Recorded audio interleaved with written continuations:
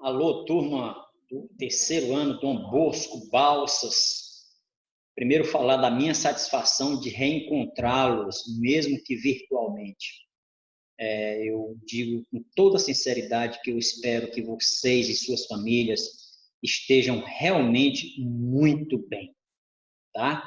Turma, nós vamos hoje a essa nova modalidade de aulas com os professores de vocês, né? Com a turma que a gente tem hábito, né? A saudade também de dar aula para vocês. E, como eu disse, esse momento vai passar, esse momento nós vamos superar e vamos nos reencontrar em breve. Então, essa primeira aula que eu quero tratar com vocês aqui é sobre solos, tá? Pedologia, o processo de formação dos solos, nós chamamos de pedogênese. Então, isso é muito importante. Por que que nós vamos estudar? Tá? Primeiro que é necessário a gente entender de onde provém, né, a maior parte dos nossos alimentos, que é da agropecuária, né?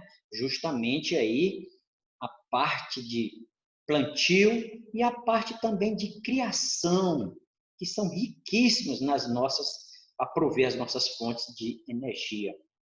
Quero dizer também que os solos nem sempre foram vistos como hoje é visto. Tá? Antes da revolução da agricultura, os solos eram só mais uma parte estática da natureza, né? Onde, por exemplo, os primitivos, os primeiros hominídeos, retiravam, por exemplo, pedras para fazer tinta e algo assim nesse estilo. Hoje não, nós temos uma preocupação muito grande com o uso dos solos, principalmente com o mau uso dos solos. Tá?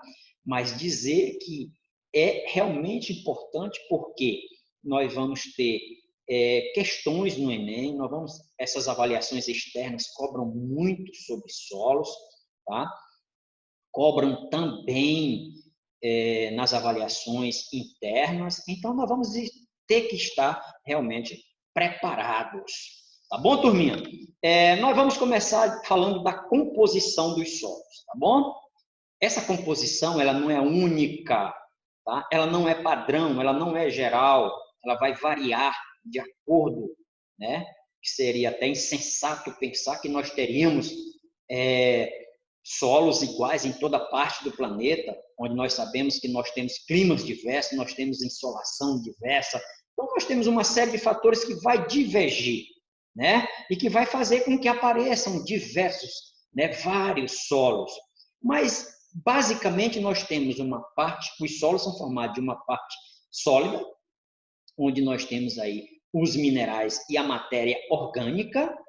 Os minerais, numa classificação assim, como eu disse, não é uma regra, mas os minerais geralmente aparecem em torno de 45%, a matéria orgânica é algo de 5%, e nós temos uma parte porosa dos solos, tá? Onde nós temos aí metade de água e metade de ar, tá? Essa é a composição dos solos. Ah, professor, isso é uma regra? Volto a repetir. Turma, não é uma regra. Nós vamos ter solos em determinados locais, né? Que a parte orgânica, tá? A parte orgânica corresponde a 70%, a 80% e assim por diante, ok? Então, nós vamos começar aqui com os nossos slides, tá bom, turminha? Espero que vocês aproveitem bastante a nossa aula, as nossas aulas, que daqui para frente nós vamos ter diversas nesse formato aqui, tá bom? Nós vamos falar, portanto, aqui dos solos, como eles são formados. Eles, como eu disse, eles dependem de 4 elementos básicos: a água, o ar, a matéria orgânica e os minerais. Nós temos aqui um perfil de um solo, que eu poderia dizer para vocês, o perfil de um solo perfeito, mas nem todos os solos têm esse grau de desenvoltura, né? Esse grau de formação. Então, nós temos aqui, pessoal, os horizontes, tá, turminha?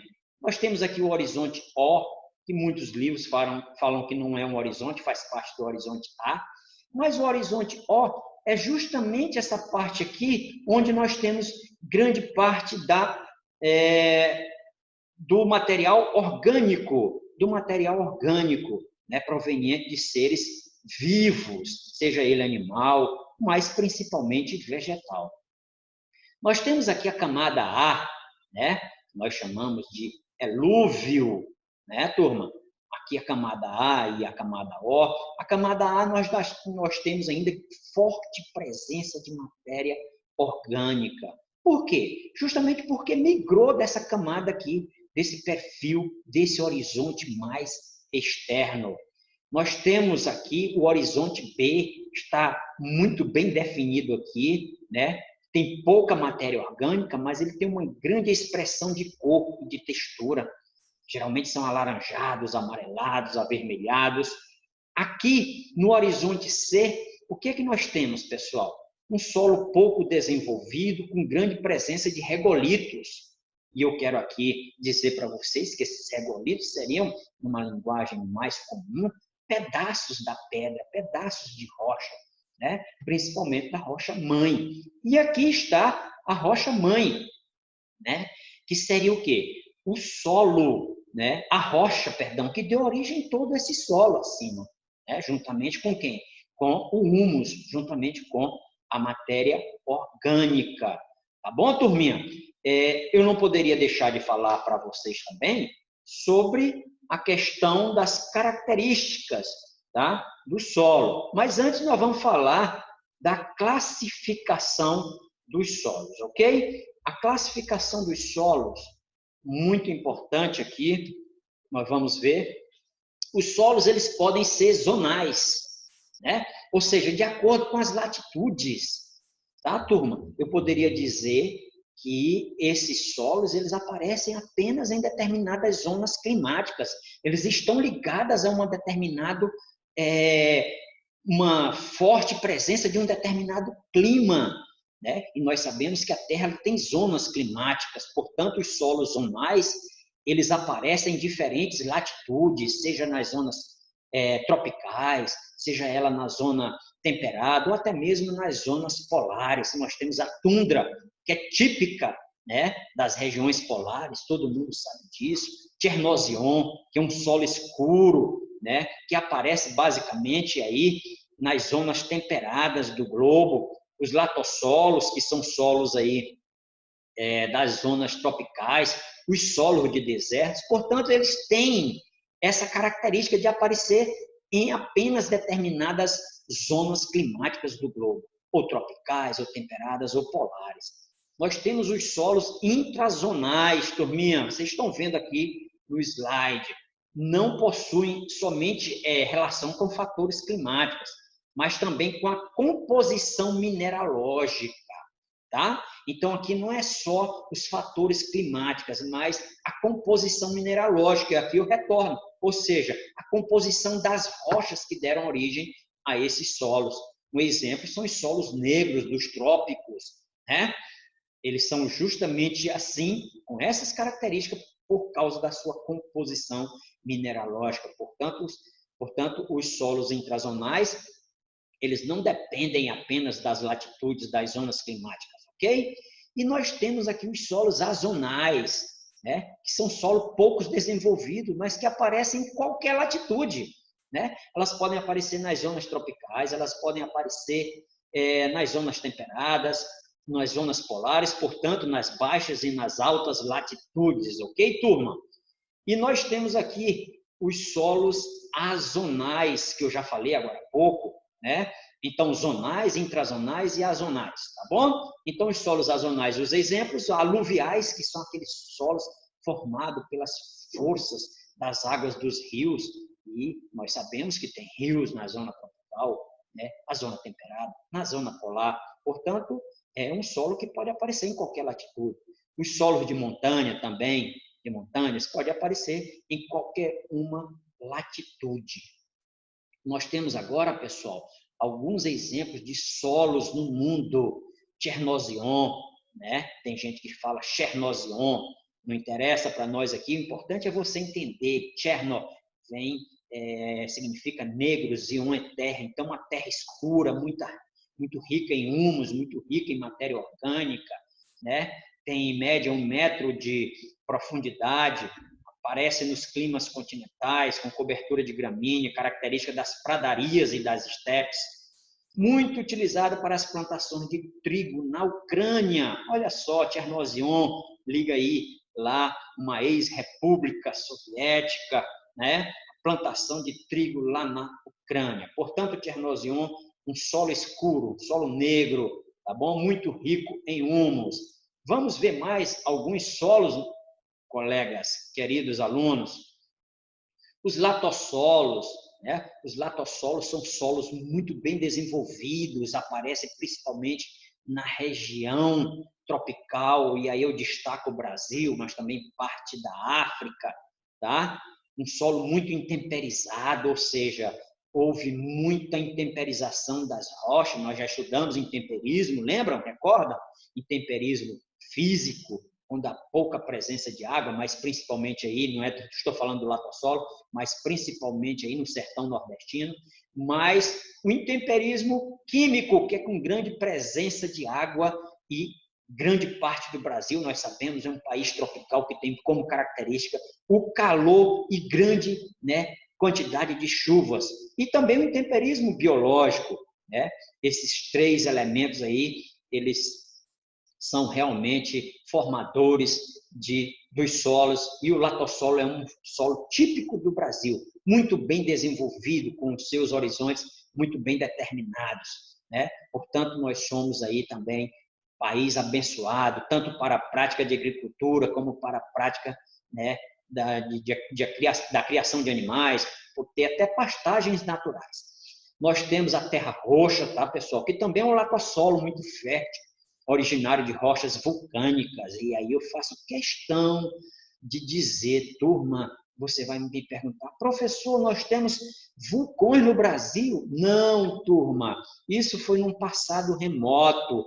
O Brasil não era Brasil, talvez o Brasil ainda estava ligado com outros continentes, e houve um período de grandes erupções cobrindo aí parte do sul do Brasil, principalmente o estado do Paraná, né? Mas também no Rio Grande do Sul, em Minas Gerais, no Mato Grosso do Sul e também em São Paulo, tá bom? Terra Roxa, que nós sempre fazemos uma associação aí com a plantação de café, tá? Porque foi um período muito marcante na história econômica do Brasil. Nós temos o Loés, que é formado por sedimentos eólicos, né? Então, eu poderia dizer assim, sedimentos eólicos, sim, né? Levado pelo vento. Então, nós podemos dizer que são solos finos, né? Que parece um pó, né? Com grande teor de cálcio e quartzo, né? O horizonte A é escuro, espesso e macio, né? Por isso que eu falei aqui em pó, aquele pó que as pessoas utilizam no rosto, principalmente aí as mulheres. Então, é muito parecido. Quando falar em Loess, lembre-se sempre daquela camadazinha mais fina. Turma, nós temos ainda outro solo importantíssimo, que é o massapê, também presente no Brasil, principalmente no litoral oriental, que vai ali do Rio Grande do Norte até o sul da Bahia. Apresenta uma coloração cinza escura, e massapê dá justamente essa ideia de liga, né? De realmente algo assim muito pegajoso. E é isso mesmo, tá, pessoal? Com grande quantidade de argila, né, formada pela decomposição do granito. E aqui eu quero fazer outra associação, né? O massapê, ele foi bastante e é bastante utilizado, principalmente na plantação de cana, que teve seus tempos áureos aqui no Nordeste, quando nós tínhamos a capital, Salvador, quando nós tínhamos o Nordeste, que durante um século foi a principal região, né, produzindo o principal produto na época, que era justamente o açúcar proveniente da cana. Hoje nós temos grandes plantações de cana, não só para a produção de açúcar, mas também para a produção de álcool, etanol, né, que é utilizado aí pelos automóveis e também na mistura com a gasolina. Tá bom, turminha? Então, nós vimos aí Tchernozion, os latossolos, a terra roxa, o Loés, o massapê. Espero que vocês estejam acompanhando. Vamos lá, tá? Nós temos aqui imagens de alguns tipos de solo. Tchernozion, olha só, pessoal, estou mostrando aqui com o o mouse, o tanto que é escuro, o tanto que é rico em humus, portanto, um solo muito fértil. Nós temos aqui o latossolo vermelho, o latossolo amarelo, né, muito presente aqui no Brasil. Tá bom, turma? Nós temos aqui também a terra roxa, né? A terra roxa, essa aqui é uma terra que se originou de origem do basalto, né? De origem vulcânica, tá? E nós já contamos essa historinha lá na sala de aula, porque que o nome é terra roxa, mas o italiano ele chamava de rossa, e o brasileiro não entendeu bem, passou a ser terra roxa, mas ela é mais um rosa do que propriamente roxa, tá bom? Olha o loés aqui, turma, né? Sim, um pó fino, que é levado, inclusive, que é a grande característica dele, formado pela ação dos ventos. E o massapê, olha só aqui, né? Bem liguento, né? Portanto, originário aí e muito presente do Nordeste do Brasil. Vamos à frente. Pessoal, nós sabemos que nós temos um grande problema no mundo, né?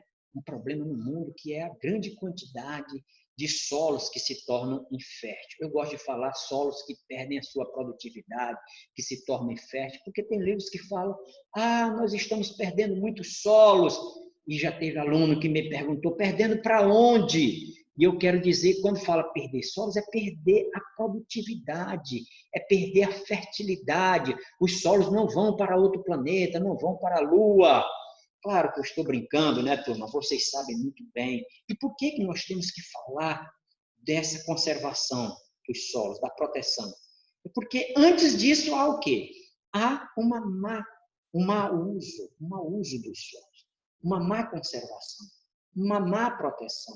E isso não é só no Brasil, tá, turma? Isso é no mundo todo. E aqui nós não estamos apontando o dedo para ninguém, para dizer quem é culpado. Claro, para produzir alimentos, né?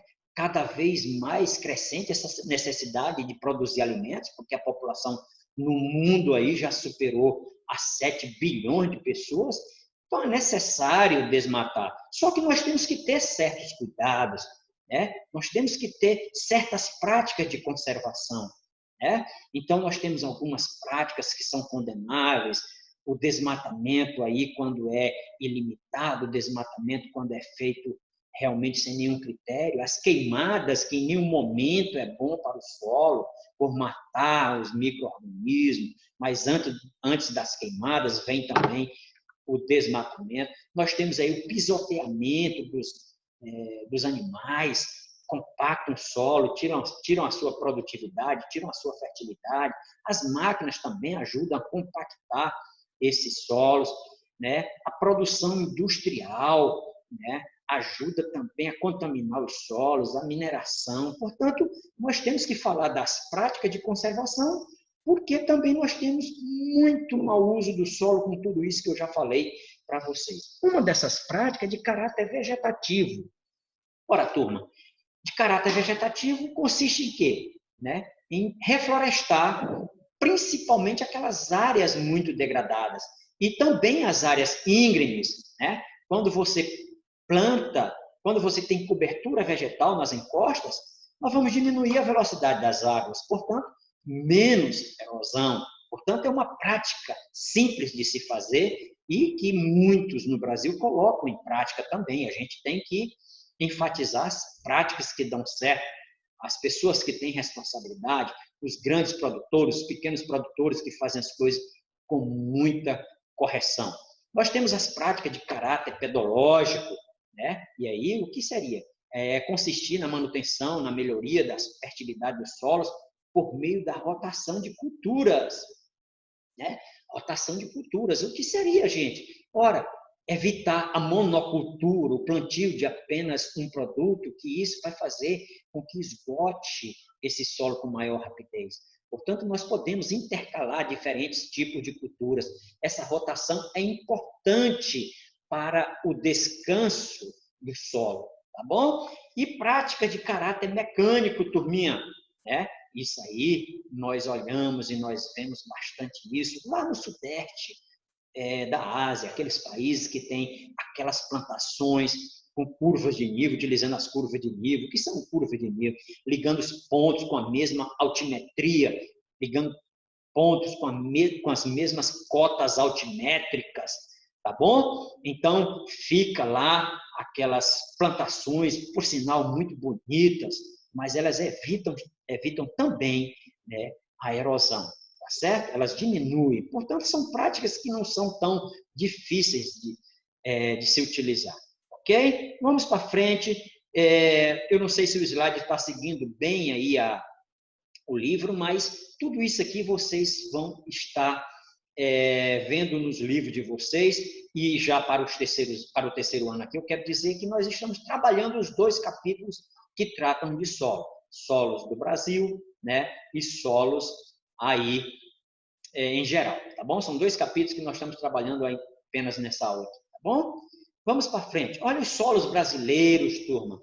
Solos brasileiros, nós temos os solos da Amazônia, que em geral são arenosos, por ser áreas de bacia, acumulação de resíduos orgânicos gerados pela floresta, o que dá sustentação ao solo.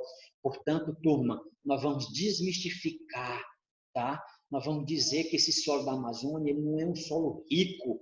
Por quê? Porque ele é um solo que ele depende muito, né, da parte orgânica que vem da própria floresta. Quando você desmata, aquele solo ele vai se empobrecer rapidamente. E, portanto, há essa preocupação aí. Por quê? Porque a Amazônia é uma nova fronteira agrícola. Eu não diria nem nova, porque há 30 anos já se fala que é uma nova fronteira agrícola. E nós estamos vendo aí a Amazônia cada vez mais desmatada e deteriorada. Mas, portanto, eu quero dizer isso, os solos da Amazônia é um solo que depende da floresta. Quando você tira a floresta, ele se torna um solo comum, um solo pobre.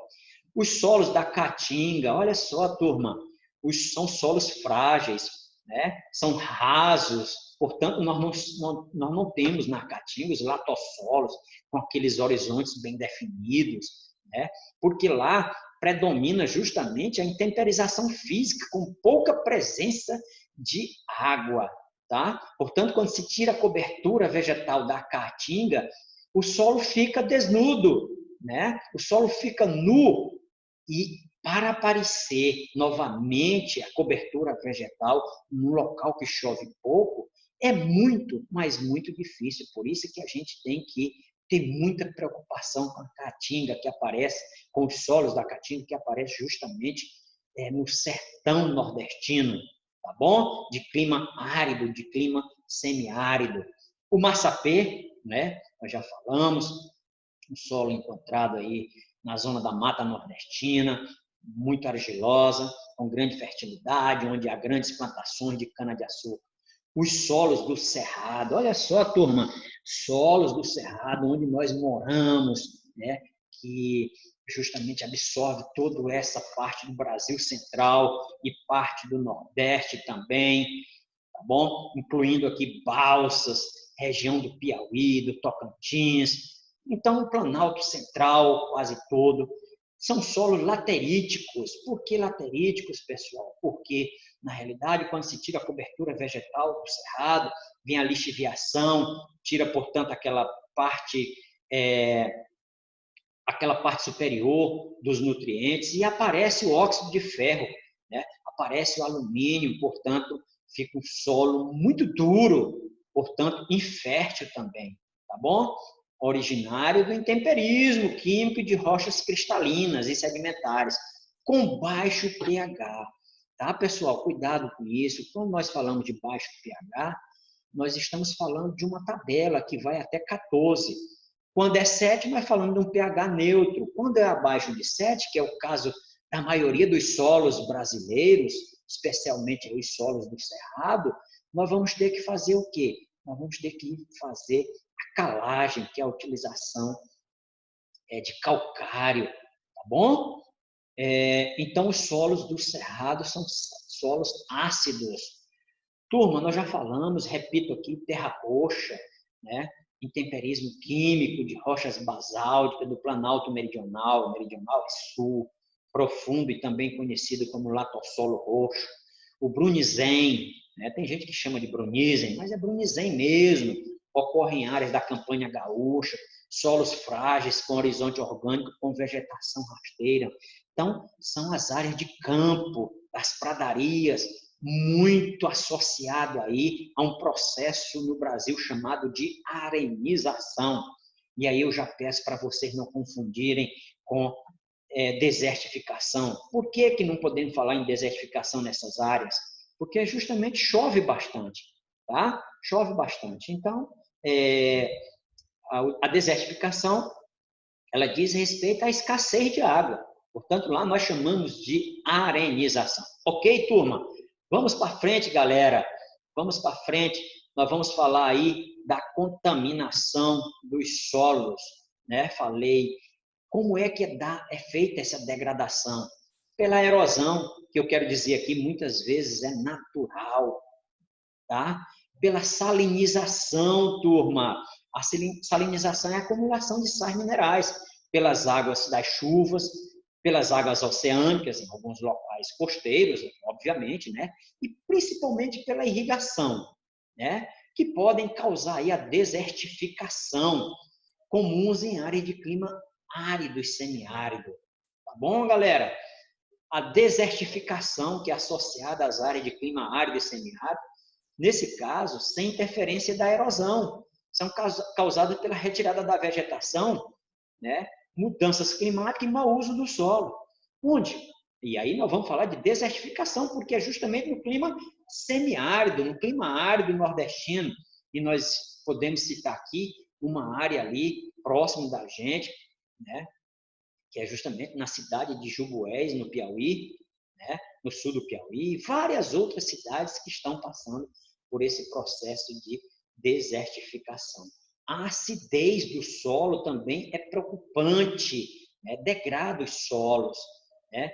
Principalmente, né, pessoal, com a utilização, com a diminuição do pH, o solo se torna cada vez mais ácido, eu falei agora há pouco, né?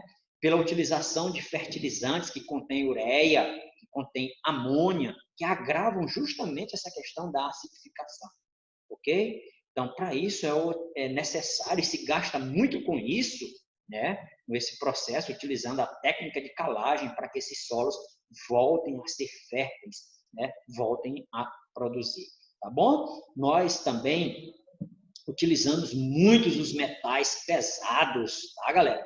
Esses metais pesados, eles vêm principalmente pela atividade mineradora, com a utilização do mercúrio, mas também, turma, vem com a atividade industrial, né, que lançam outros metais pesados, como estanho, chumbo, cobre, que vão aí contaminar não só o solo, mas também as águas, as nossas águas, que é fundamental, que é importante.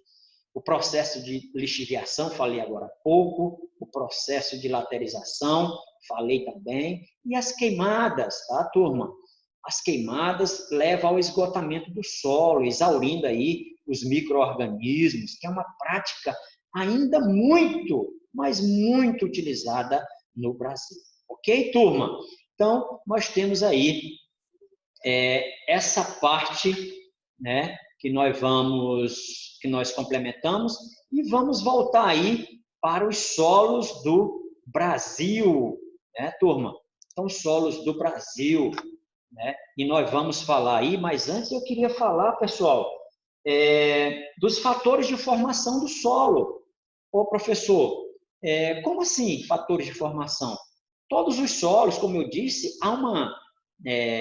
não há uma uniformidade dos solos, justamente porque os climas são diferentes. Os fatores são diferentes. Quais fatores, professores? Eu vou citar alguns aqui, né? Material de origem, nem todas as rochas, né, são iguais, elas são compostas de minerais diferentes. O próprio clima, né? Que vem aí, dependendo das regiões climáticas, né? Região temperada, região tropical, região polar.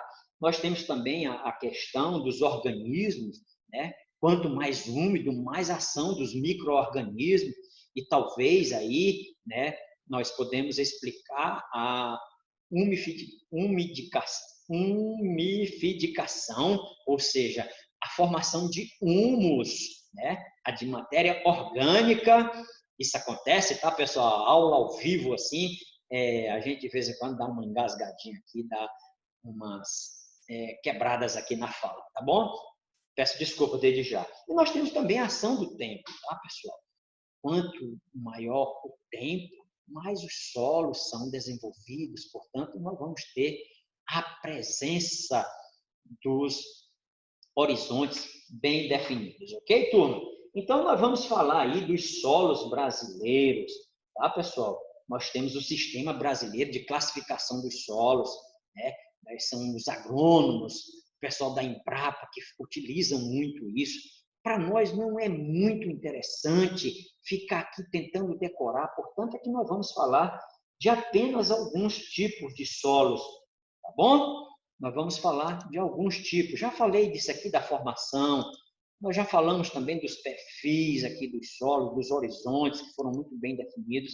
E aqui, essa a última parte que eu queria falar com vocês. Tá bom, turma?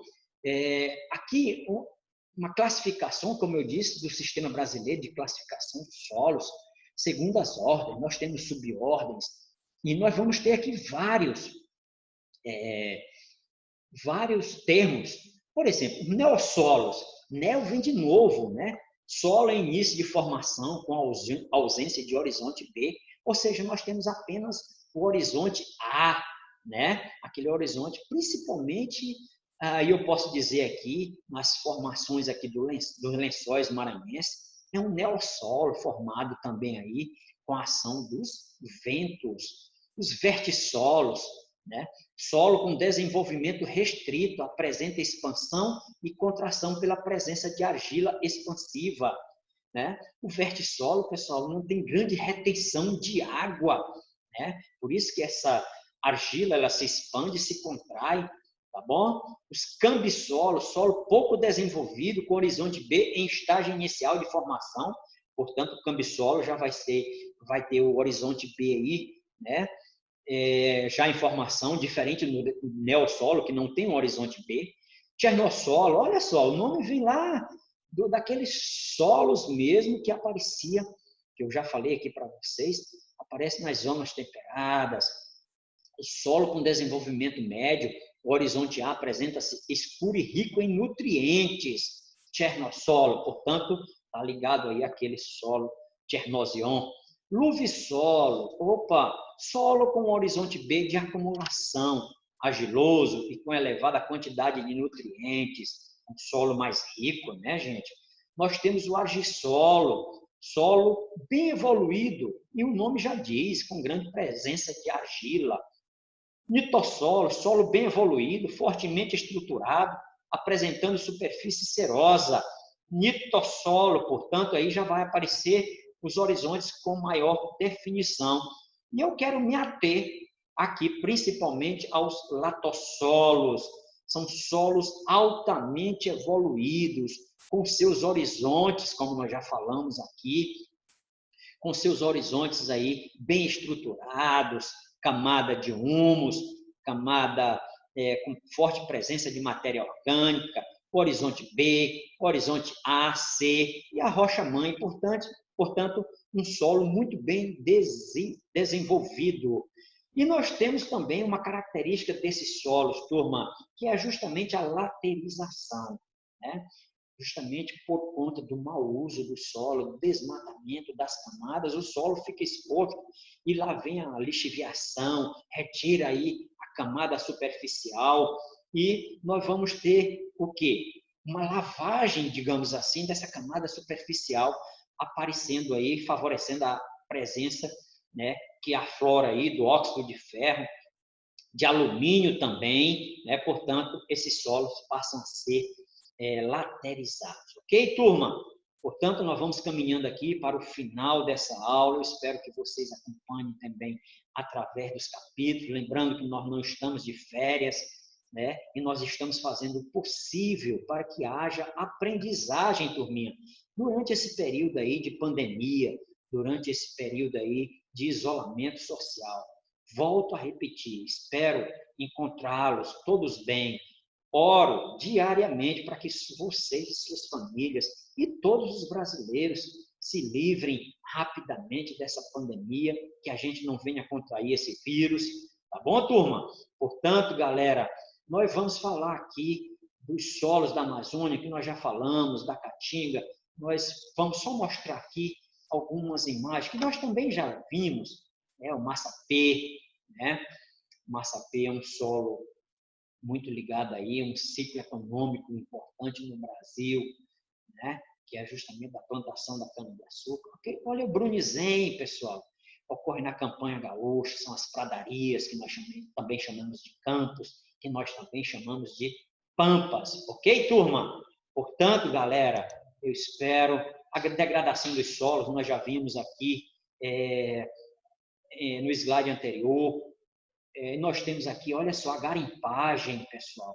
A garimpagem que degrada bastante, principalmente no centro-norte do Brasil, tá? Uma ação muito grande de garimpeiros que utilizam principalmente o mercúrio, mas também o arsênio, que contamina nossas águas, que vem contaminar nossos peixes, que vai contaminar, portanto, o homem que vai se alimentar desses peixes. Metal pesado, portanto, muito prejudicial à saúde. Olha só aqui a erosão como vem se avançando e tornando, portanto, os solos inférteis. Olha as queimadas, gente. Olha, não é difícil presumir aqui o mal que isso faz, né? E eu quero aqui ser bem justo, porque é uma prática utilizada milenarmente, né? Ou seja, alguns milhares de anos, quando o homem passa por essa revolução da agricultura, nós vamos ter as queimadas. Geralmente o processo, lá utilizado mesmo pelo pequeno produtor, era justamente derrubada, queimada, utilização, exauria aquela área, se passava para outra área, né? Então, e se fazia a mesma coisa na outra área, tá bom, turma? Então, eu quero aqui agradecer, tá? Eu quero aqui agradecer a presença de vocês, a companhia e dizer que foi realmente uma boa aula. Espero que vocês tenham aprendido, tá bom, turma? Estou tentando aqui maximizar a aula, mas não estou conseguindo para a gente encerrar, tá bom? Então, vamos aqui. Eu espero que tenham gostado. Um abraço, fiquem com Deus.